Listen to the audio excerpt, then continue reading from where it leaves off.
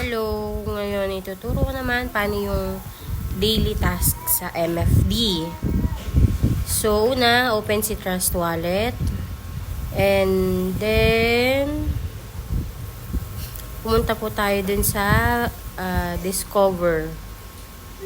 Diyan sa pinakababa. Click Discover. And then, sa search or enter the URL, i-type lang si MFD, myfriendsday.com.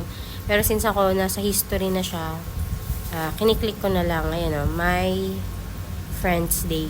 Yan. So, click lang. And then, kung first time mo, you need to log in first.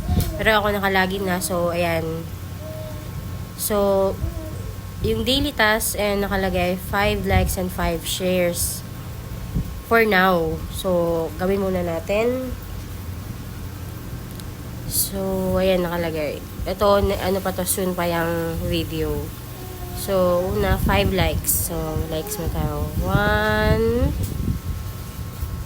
2, 3, 4, 5.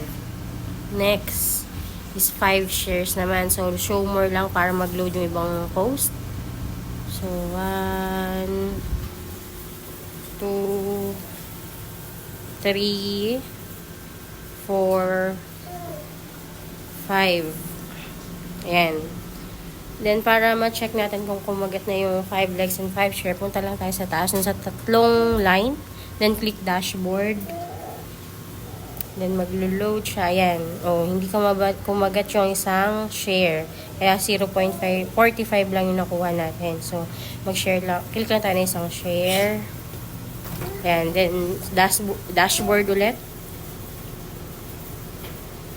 Sa taas. Then, click dashboard. Ayan.